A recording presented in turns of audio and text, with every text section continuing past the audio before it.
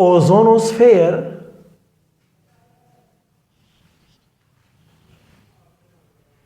and its depletion। Please याद रखें, ozonosphere is also known as stratosphere. आप ozonosphere की केमिस्ट्री आज डिस्कस करने जा रहे हैं कि ओजोन लेयर क्या होती है, ओजोन लेयर में टेम्परेचर की वेरिएशन कैसे हो रही होती है, और उसके बाद ओजोन लेयर पतली कैसे हो रही होती है। डिप्लीशन मींस ओजोन लेयर का पतला हो जाना, तो ओजोन लेयर फिर पतली कैसे हो रही है। आज हम इन बातों को डिस्कस करने जा रहे हैं। आप जानते हैं कि स्ट्रेटोस्फेयर में जो टेम्परेचर होता है -56 डिग्री सेंटीग्रेड से लेकर -2 डिग्री सेंटीग्रेड तक, यानी स्ट्रेटोस्फेयर में जूं जूं आप ऊपर जा रहे होते हैं 11 किलोमीटर के एल्टीट्यूड से लेकर 50 किलोमीटर के एल्टीट्यूड तक सारा का सारा क्या है, ओजोनोस्फेयर होता है। इस ओजोनोस्फेयर में जनाब जूं जूं आप ऊपर जाते हैं temperature is going to increase. Stratosphere में 11 किलोमीटर से लेकर 50 किलोमीटर तक टेम्परेचर इंक्रीज हो रहा है। -56 बहुत लो टेम्परेचर है और -2 डिग्री सेंटीग्रेड इतना लो टेम्परेचर नहीं है, यानी गर्मी बढ़ रही है। ओके, गर्मी क्यों बढ़ रही है? क्योंकि यहां पे आपको जानना होगा कि यूवी रेज क्या हो रही है, यूवी रेज अब्जॉर्ब हो रही है। ओके, यूवी रेज क्या हो रही है, अब्जॉर्ब हो रही है। याद रखें वेवलेंथ जिसका भी हो लेस देन टू 90 नैनोमीटर, हर वो सूरज से आने वाली रेडिएशन जिसकी वेवलेंथ 290 नैनोमीटर से बिलो हो, ओके, तो क्या करेगा, तो आपका जो ओजोन लेयर है वो इन रेडिएशंस को ब्लॉक कर लेता है। क्या मतलब ब्लॉक करने का? इनको ट्रोपोस्फेयर की तरफ नहीं जाने देगा, ट्रोपोस्फेयर से पहले उसको वो रोक लेता है। तो इसका मतलब यह है कि ozonosphere is acting as a UV umbrella. Ozonosphere क्या है? ओजोनोस्फेयर एक यूवी अम्ब्रेला के तौर पर क्या करता है, काम कर रहा होता है। तो प्लीज ओजोनोस्फेयर में केमिकली क्या चीज मौजूद होती है? ओजोनोस्फेयर में बेसिकली ओजोन मौजूद है, ऑक्सीजन मॉलिक्यूलर मौजूद है, ऑक्सीजन एटॉमिक मौजूद है। मेनली ये 3 चीजें होती हैं। इसके अलावा क्लोरीन रेडिकल भी यहां पर पाए जाते हैं। Mainly O3, ozone molecular oxygen, atomic chlorine, ये कंपोनेंट आपके ओजोनोस्फेयर के अंदर मौजूद हैं। प्लीज याद रखें कि ये तब होता है जब पॉल्यूशन वाकया हो चुकी होती है, ये तब होता है, और ये वाले हमेशा आपके पास क्या होते हैं, मौजूद हुआ करते हैं। अब एक और इंपॉर्टेंट पॉइंट की तरफ जाते हैं। ये मेरे पास ओजोनोस्फेयर है। आप जानते हैं कि 11 किलोमीटर से लेकर 50 किलोमीटर तक ये सारा का सारा क्या है, ये सारा का सारा आपके पास ओजोनोस्फेयर है, स्ट्रेटोस्फेयर है। अब यहां पर एक इंपॉर्टेंट पॉइंट है, 25 किलोमीटर, 30 किलोमीटर। तो ओजोनोस्फेयर के अंदर अगर हम जाएं तो मुझे 3 इंपॉर्टेंट रीजन मिलते हैं। प्लीज याद रखें, यहां पर एटॉमिक ऑक्सीजन की मिकदार बहुत ज्यादा होती है मॉलिक्यूलर ऑक्सीजन से, जबकि नीचे हमारे पास मॉलिक्यूलर ऑक्सीजन बहुत ज्यादा होता है एटॉमिक ऑक्सीजन से, जबकि यहां पर हमारे पास क्या है, जितना नेसेंट ऑक्सीजन होता है इतना ही हमारे पास O2 होता है। यानी आमतौर पर यहां पर सूरत हाल क्या रहती है, यहां पर ओजोन लेयर बहुत स्टेबल होती है, ओजोन लेयर यहां पर बहुत स्टेबल होती है। यहां पर ओजोन लेयर टूटती बनती है, ओजोन लेयर टूटती बनती है, यह सूरत हाल रहती है। जितने ऑक्सीजन के एटम होते हैं इतने ऑक्सीजन के मॉलिक्यूल होते हैं। यह बात आप लोगों ने समझ ली है। अब first of all UV umbrella कैसे है, how it protect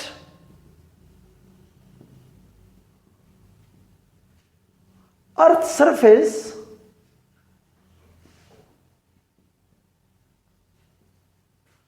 UV rays से हमारे जमीन को यह कैसे महफूज करता है। तो प्लीज आपको पता होना चाहिए कि ये जो आपके पास मॉलिक्यूलर ऑक्सीजन है O2 से दो नेसेंट ऑक्सीजन बनते हैं, O2 से दो नेसेंट ऑक्सीजन बनते हैं। कैसे? 242 नैनोमीटर, 242 नैनोमीटर की वेवलेंथ, वो रेडिएशन जिसकी वेवलेंथ 242 नैनोमीटर से कम हो, यानी कि यूवी रेज, ऑक्सीजन का मॉलिक्यूल स्टेबल होता है, IR रेज इसको नहीं तोड़ सकते, यूवी रेज इसको तोड़ते हैं, O2 से नेसेंट ऑक्सीजन बनता है। Okay, this is termed as a photo dissociation, photo dissociation. मेरे पास क्या बन गए, नेसेंट ऑक्सीजन बन गया है। यहां पर O2 लगातार टूटते रहते हैं, यूवी रेज आता है, O2 को तोड़ देता है, फिर क्या बन जाता है, इससे फिर नेसेंट ऑक्सीजन बन जाते हैं। अब फिर क्या होगा, ये मेरे पास O2 से क्या बना, नेसेंट ऑक्सीजन बना। अब ये नेसेंट ऑक्सीजन फिर नेसेंट ऑक्सीजन किस पे अटैक करेंगे, O2 के मॉलिक्यूल पे अटैक करेंगे। तो क्या बन जाता है आपके पास यहां पर ओजोन बनता रहता है। क्या बनता रहता है, ओजोन।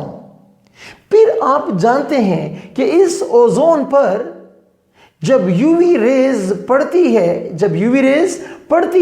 ये टूट जाता है मॉलिक्यूलर ऑक्सीजन में और नेसेंट ऑक्सीजन में। काम की बात, जब ओजोन की ब्रेकडाउन होती है, यूवी रेज इस्तेमाल हो गए हैं, आपके यूवी रेज कंज्यूम हो गए हैं, और फिर अब क्या होगा, फिर देखें यूवी रे गुजरने के बाद ये लोग जब फिर मिलेंगे आपके पास ओजोन बन जाएगा, और यहां पर हीट रिलीज होती है। ये हीट इतनी डेंजरस नहीं है जितनी कि यूवी रेडिएशन की हीट होती है, ये इतनी डेंजरस हीट नहीं है। तो आपने देखा कि ओजोन लेयर कितने मैकेनिज्म के साथ खतरनाक रेडिएशन को कम खतरनाक रेडिएशन में कन्वर्ट करता है, फिर इस हीट को टुवर्ड द ट्रोपोस्फेयर, इस हीट को आने दिया जाता है। ये था ओजोनोस्फेयर। प्लीज याद रखें कि इंपॉर्टेंट MCQ भी आता रहता है। ये जो ओजोन की थिकनेस होती है इसको हम डॉप्सन यूनिट के अंदर एक्सप्रेस किया करते हैं। और याद रखें जो ओवरहेड ओजोन है हमारे पास, it is 350 Dobson units. Overhead 350 Dobson units हमारे पास मौजूद है। याद रखिए जब हम कहते हैं कि ओजोन के अंदर सुराख हो गया है, वो सचमुच सुराख ना लिया करें। ओजोन लेयर का पतला हो जाना भी सुराख ही के मजाक होता है। ओके, तो आइए अब हम डिस्कस करते हैं ओजोन डिप्लीशन। ओजोन की डिप्लीशन हमारे पास कैसे होती है, ये कारोबार कैसे होता है। Depletion means decrease in the thickness of ozone layer, ozone की लेयर की वजह से ओजोन की लेयर की मोटाई में कमी को, पतलेपन को ओजोन डिप्लीशन कहते हैं। इसमें सबसे जो खतरनाक पॉल्यूटेंट है, ये कारोबार करने वाला बाइवूम कौन करता है? तो इसके लिए हमारे पास हैं क्लोरोफ्लोरोकार्बन्स, फ्रियोन्स करते हैं, फ्रियोन्स। इस फैमिली को हेलोन्स भी कहते हैं, जनरल नेम है हेलोन। ओके, जब फ्लोरीन शामिल हो जाता है, जब फ्लोरीन क्लोरीन होते हैं, फिर इनको हम स्पेसिफिकली CFCs बोलते हैं, क्लोरोफ्लोरोकार्बन बोलते हैं। तो पहला क्वेश्चन ये है, why we use them? If they are so much dangerous pollutant, then why we use them? हम इनको रोकते क्यों नहीं है? तो सुनिए, ये लोग टॉप क्लास के रेफ्रिजरेंट्स हैं, कूलिंग एजेंट्स हैं, टॉप क्लास के कूलिंग एजेंट्स हैं। ये लोग टॉप क्लास के फायर एक्सटिंग्विशर हैं, आग बुझाने के काम आते हैं। ओके, ये लोग, आप लोग जानते हैं एरिजोल्स को, ये लोग बतौर प्रोपेलेंट के इस्तेमाल होते हैं। प्रोपेलेंट के कहां पर? एरिजोल में सॉल्यूशंस, वो आप लोग मुख्तलिफ तकरीबात के अंदर वो फोम जो स्प्रे करते हैं, झाग टाइप सिचुएशन बन जाती है, उसके अंदर बतौर प्रोपेलेंट के हम इस्तेमाल करते हैं। हम याद रखें, इनको बतौर सॉल्वेंट के भी इस्तेमाल करते हैं। किस लिए? टू क्लीन माइक्रो इलेक्ट्रॉनिक्स, उनकी सफाई के अंदर भी इनको हम इस्तेमाल करते रहते हैं। एक और बात क्या है कि इनकी ऑक्सीडेशन भी नहीं होती, इनकी रिडक्शन भी नहीं होती। ये लोग, और कमाल क्या है, ये लोग नॉन टॉक्सिक होते हैं, ये लोग नॉट इनफ्लेमेबल, इनको आग नहीं लगती, ये नुकसानदेह नहीं है, डीलिंग करते वक्त डायरेक्ट हमें कोई नुकसान नहीं देते। अब इनकी इतनी सारी खूबियां हैं, इसीलिए इनको हम इस्तेमाल करते हैं।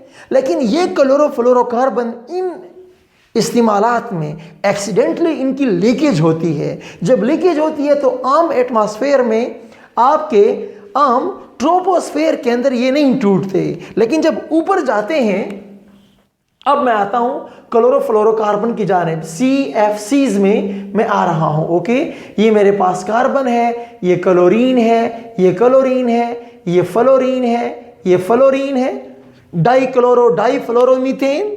अब क्या होगा, जब यहां पे रेडिएशन स्ट्राइक होती हैं विजिबल रीजन की, बल्कि स्पेसिफिकली यूवी रीजन की, जब रेडिएशन इसके ऊपर स्ट्राइक होती है तो ये क्लोरीन रेडिकल कट आउट हो जाता है। क्लोरीन का बॉन्ड बड़ा मजबूत है, फ्लोरीन और कार्बन का बॉन्ड बड़ा मजबूत है, ये बॉन्ड कदरे कमजोर है। आप बॉन्ड एनर्जी को जानते हैं। सिमिलरली अगर ब्रोमीन का बॉन्ड होता तो ब्रोमीन भी कट आउट होता, तो हमारे पास ब्रोमीन का रेडिकल बन जाता। तो लोगों हम आमतौर पर क्लोरीन की बात किया करते हैं। तो ये क्लोरीन का एक radical, just one radical can destroy 1 lakh ozone molecule. आप हैरान हो जाएंगे कि 1 लाख मॉलिक्यूलों को ये कैसे खत्म करते हैं। जस्ट देखिए, क्लोरीन रेडिकल आ गया है, आपका ओजोन टूट रहा था O2 में और नेसेंट ऑक्सीजन में, तो ये क्लोरीन इस पे अटैक करता है, ऑक्सी क्लोराइड बन जाता है। लोअर एटमॉस्फेयर में जब आता है तो नाइट्रोजन ऑक्साइड को नाइट्रोजन डाइऑक्साइड में खुद क्लोरीन रेडिकल बन गया है। ओके, ये ऐसा भी मुमकिन है कि एटमॉस्फेरिक O2 से रिएक्शन हो जाए, आपके लोअर एटमॉस्फेयर में एक और पॉल्यूटेंट ओजोन बना दे और खुद क्लोरीन रेडिकल क्या हो जाए, आज़ाद हो जाए। फिर ऊपर जाएगा, ओजोन पे हमला करेगा, फिर नीचे जनाब आपके लोअर लेयर में ओजोन का बनना नुकसानदेह है, अपर लेयर में ओजोन का ख़त्म हो जाना नुकसानदेह है। ओके, तो ये मैंने बताया कि ओजोन की डिप्लीशन कैसे काज होती है। ओके, और अब उसके बाद तो आप जानते हैं कि जब ओजोन की लेयर पतली हो जाएगी तो यूवी रेज आपके इन्वायरमेंट के अंदर पेनिट्रेट करेंगे नीचे लेयर तक, आपका टेम्परेचर बेतहाशा इंक्रीज होगा, कैंसर काज होंगे। एनिमल्स के अंदर, खासकर शीप्स के अंदर एक मखसूस आंखों की बीमारी है कि उनके आई के अंदर ब्लाइंडनेस आ जाती है, विजन में उनकी बड़ी डिस्टर्बेंस आ जाती है। ओके, इसके अलावा लोअर एटमॉस्फेयर में जब ओजोन की कसरत हो जाएगी, आपके प्लास्टिक, आपकी स्किन की डिके बहुत स्पीड अप हो जाएगी। ओके।